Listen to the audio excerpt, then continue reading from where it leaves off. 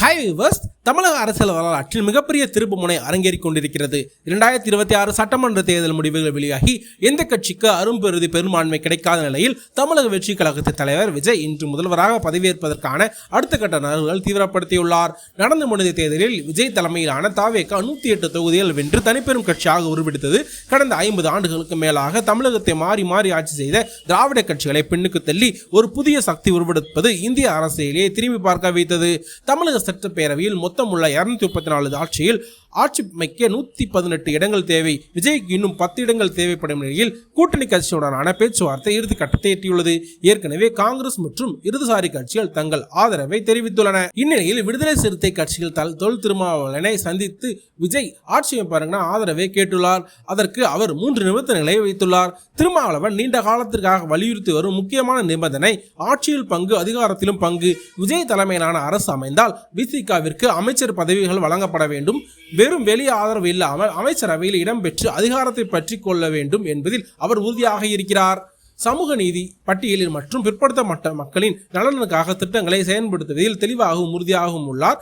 மதவாத சக்திகளுக்கு எதிராக தாவேகா உறுதியான நிலைப்பாட்டை எடுக்க வேண்டும் என்றும் விசிக முக்கிய நிபந்தனையாக விதித்துள்ளது. குறைந்தபட்சம் கூட்டணி அரசு அமையும் பட்சத்தில் 2 கட்சிகளும் இணைந்து செயல்பட ஒரு குறைந்தபட்ச பொது திட்டத்தை உருவாக்க வேண்டும். இதில் மதுவிலக்கு, கல்வி மற்றும் வேலைவாய்ப்பு குறித்து விசிகாவின் கோரிக்கைகள் இடம்பெற வேண்டும் என்று அவர் வலியுறுத்தியுள்ளார். தற்போதைய சூழ்நிலையில் விஜய் ஏற்கனவே திருமாவளவனுடன் தொலைபேசி வாயிலாக பேச்சுவார்த்தை நடத்தியதாக தகவல்கள் தெரிவிக்கின்றன. இன்று மாலை விசிகாவின் உயர்நிலை ஆலோசனை கூட்டம் நடைபெற்றுள்ளது. இந்த கூட்டத்திற்கு பிறகு நிபந்தனைகளை ஏற்று விஜய் ஆதரவு கிடைத்தை பெறுவாரா என்பது அதிகாரப்பூர்வமாக தெரிகிறது. விசிகாவின் இந்த 2 எம்எல்ஏக்களின் ஆதரவு கிடைத்தால் விஜயின் பலம் 119 உயரும். பெரும்பான்மை சிக்கலின் முழுமையாக தீரும். இருப்பினும் இதில் ஒரு பெரிய திருப்பம் ஏற்பட்டுள்ளது. அமமுக கட்சி தலைவர் டிடிவி தினகரன் தனது கட்சி எம்எல்ஏவின் ஆதரவு கடிதம் போலியானது என புகார் அளித்துள்ளார். இது ஆளுநரின் முடிவை சற்று தாமதப்படுத்துவதாக உள்ளது.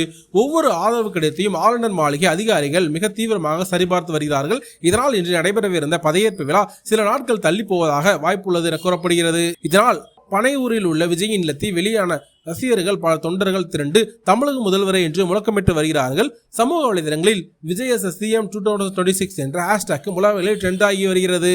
விஜய் முதலமைச்சரானால் அவர் அறிந்த மக்களுக்கான கொள்கைகள் மற்றும் ஊழலற்ற நிர்வாகம் எப்படி இருக்கும் என்பதை பார்க்க மக்கள் ஆர்வமாக உள்ளார்கள். குறிப்பாக இளைஞர்கள் மத்தியில் விஜய்க்கு இருக்கும் ஆதரவு இந்த தேர்தலில் மிகப்பெரிய மாற்றத்தை ஏற்படுத்தியுள்ளது.